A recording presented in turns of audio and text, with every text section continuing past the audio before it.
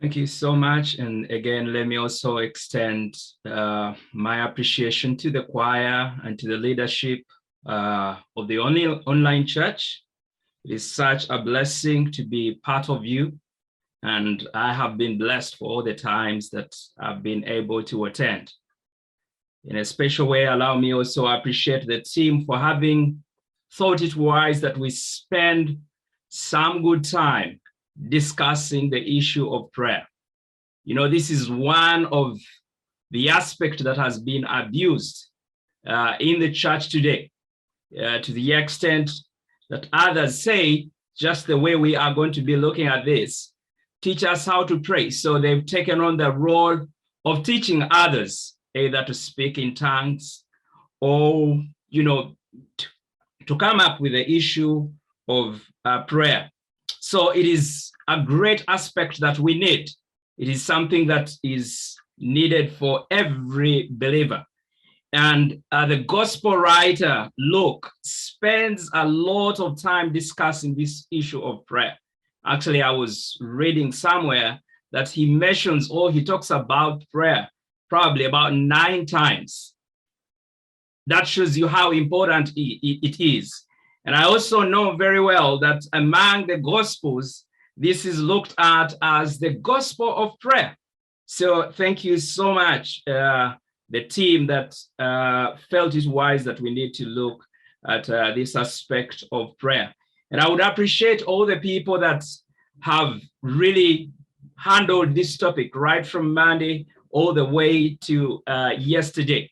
But I also know very well that the previous week we had looked at worship. And amazingly, all these things go hand in hand. And Dr. Senyonyi did ask God when we're getting into the new year, helping us to understand what worship is and how it should be done. And he did say that worship is your total life. Your whole life is supposed to be an act of worship. And it's the same with prayer. It is the same with prayer. And we are going to be looking at that. Allow me point out right from the beginning that prayer governs our conduct. Prayer governs our conduct. And our conduct forms character. In other words, when we begin to pray, we are very sensitive, the things that we do, the things that we say, because we want to please our God. We want to keep in relationship with God. So that conduct forms character.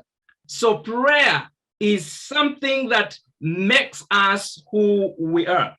And for us to understand this, I will spend time looking at verse 1 up to 4, not missing out, of course, verse 5 to 13, but because a lot of work was done around verse 5 to 13 about persistence in prayer by Reverend Moses and my sister Peace in the previous days. I'll take off time specifically to focus on verse 1 to 4, where he talks about teaching us how to pray, And for us to handle that section, I will look at 2 subtopics. One, the mode of teaching, and why it is important for us to learn how to pray,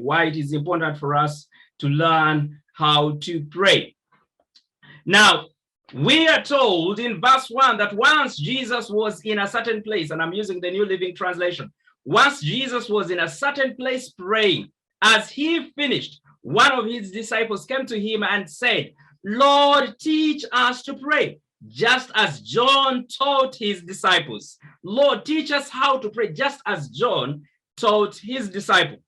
Now, I want you to realize that the request made by this person, or the request that is made by this disciple, is not necessarily to learn how to pray, but he was looking for something that can identify him as a disciple of Jesus Christ, because he had seen the disciples of John the Baptist. He had seen John the Baptist teach his disciples how to pray. So it is kind of an identification, and Jesus helps this disciple to refocus, to rethink the request that he is making, so that he will get out something that is very, very important for his life. So he says, Lord, teach us how to pray. Now, what mode was Jesus Christ using? What mode was Jesus Christ? Jesus had lived a life of prayer. So prayer was his lifestyle. It is something that he kept doing. And if you read a number of chapters, if you read chapter 3, at his baptism, he prays. If you read chapter 4, he goes to a desolate place to pray. If you read chapter 6, verse 19, he had an overnight at the mountain. If you read chapter 9, verse 16, you realize that again he prays for the fish and the loaves that he was going to give to the people. So prayer was his character. He was a person of prayer, a man of prayer. He took time to pray. So when this disciple comes to him to ask, he is asking for something that he had been observing for some good time. He's asking for something that he had seen for some good time. So he's asking, please teach us how to pray. But realize, because it was his character, remember where I began from. We say that prayer governs our conduct, and conduct forms our character. So because he had lived this as part of his life, we are able to see him help this disciple to think. And we'll be seeing that from verse 3 to 4. We'll be seeing that. So he says, look, you are going to learn how to pray. And this is the way you are going to pray. He gives him the instructions. But I want you to realize that Jesus prays all the time. Jesus prays all the time.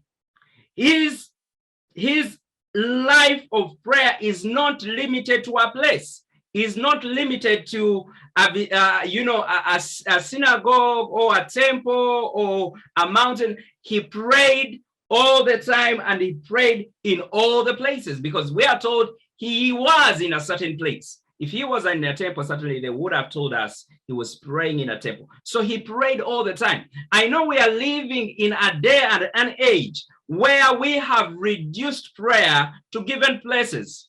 I have had people who say, oh, which church do you go to? And you mention your church and somebody says, why do you go to that church? Those people do not pray. They just read things from, the prayer book. They have reduced prayer to a given place or to a given building where they go. Jesus prays all the time in all places. And because he does that, his disciples and the rest of the people are now able to observe, and they say, you know what? We want to learn from this man because his kind of life is different. So he prays all the time, and he prays from anywhere. That's a big challenge to us. Let me tell you, when I was growing up, there are moments when I felt embarrassed when my mother was praying. Now, I have known my mother as a prayerful woman. My mother prays for everything, and she prays from anywhere. So we used to go to the garden with her, and all of a sudden would find probably they've cut down her matoke and they've stolen everything. And our mother would ask us to kneel down in the plantation to begin praying. And now our plantation was just by the road. So everyone would see us kneeling. And within my heart, I'm like, why would mommy get us to kneel down to pray? Are we showing off? So sometimes I would feel embarrassed. But this wasn't so with Jesus Christ. At baptism, he prays. When he is about to give food to these people, he is praying. When he is, performing any miracle, he prays. Now that is to show the people who are following him that prayer is very, very important for everything that we do. So it doesn't matter where you are, keep in prayer. Your whole life should be formed in prayer. So pray all the time and pray anywhere and everywhere you can go. This is what we learn from the request of this disciple. There is no way this disciple would ask Jesus if he had not seen him pray. There is no way he would ask him. So he says, teach us how to pray. The other aspect that I want us to pick as we think of the mode of teaching, is your prayer should have a ripple effect.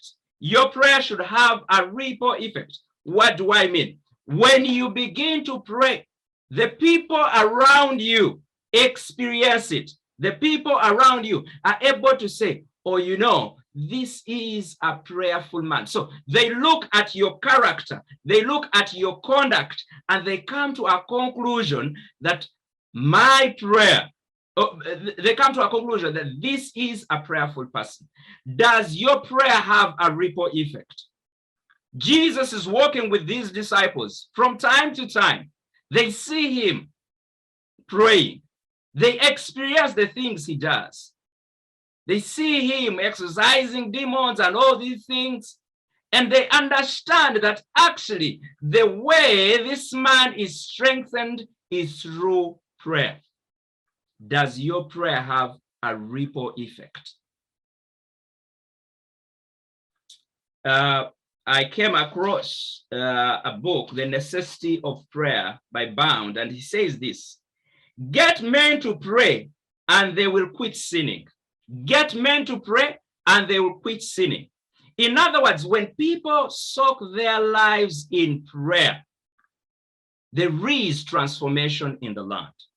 Remember, if my people who are called by my name shall humble themselves and do what?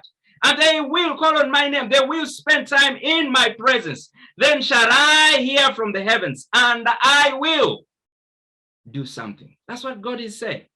So your prayer is going to cause transformation in the land. And this is what this disciple is going to learn from Jesus Christ, because he says in verse 2, Jesus said, this is how you should pray. Father, may your name be kept holy. May your kingdom come. Give us each day food we need, and forgive us our sin as we forgive those who sin against us. Can you imagine? Forgiveness comes through prayer. So he's saying to this person, don't run away from prayer, because your prayer is going to affect the people who are around you. Imagine we had a nation that is prayerful. We wouldn't be seeing the bloodshed right now in our land. We would see people respecting each other. We would see people supporting each other, because prayer has shaped them. Prayer has made them who they are. Their conduct is being governed by prayer. As much as this request, and I said this, as much as this request is seen as just for identity purposes, Jesus refocuses the teaching for dependability purposes. He's helping this disciple understand that actually you don't just have to be identified as my follower, as my disciple, just the way John the Baptist had all these disciples and he taught them how to pray. I want you to learn to depend on God in all that you do. And that's why he's telling him, ask for food, ask for all these things, worship the Lord, ask for forgiveness, because he is in charge of your life. So why is prayer important? Why is prayer important? He says in verse 2, this is how we should pray. 1, you exalt the Father. Father, may your name be kept holy. May your name be praised. Praise the Lord. The only way we can adore our Father is through prayer. It's through prayer. He says, for whatever you need in life, in verse 3, for your food and for all your needs, you will ask the Lord. So my teaching is going to help you learn how to depend on God, the creator of the universe. Because Jesus himself depended on the Father. For every miracle that he performed, he went back to the Father. And even the time when they wanted, to make him king after providing for them food, we are told he sneaked away from them and he went to the mountain to pray. It shows how Jesus depended on the Father for everything that he did. Prayer will help us understand, will help us to depend on God for everything that we need. Listen to this writing. Warren writes this: effective prayer is the provision for every need and the solution for every problem. He says, effective prayer is the provision for every need and the solution for every problem. That shows that we need to spend time in prayer. Barnes writes this in his word: Christians everywhere ought to pray by their lives, not to pray just as a show off. He says your whole life, because it is a prayerful life, it should be seen by others. People should look at you and they will know the Christ that you worship. Now, note, he is not telling us to show off when we are praying. When you pray and your character is formed, the way you live among other people will depict the kind of God that you serve.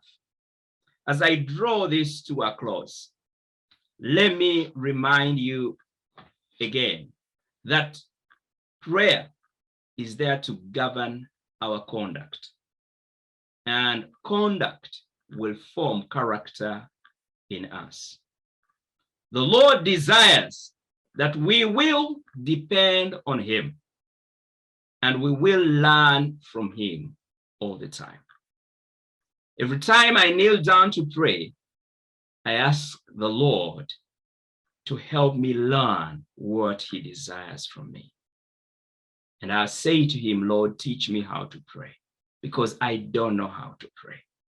We are living in a land that has professional prayers, if I can use such a word. People who think that they are experts in prayer. I pray that we will be humble enough to say the same words like this disciple, that Lord, teach us how to pray. The Lord bless you so much.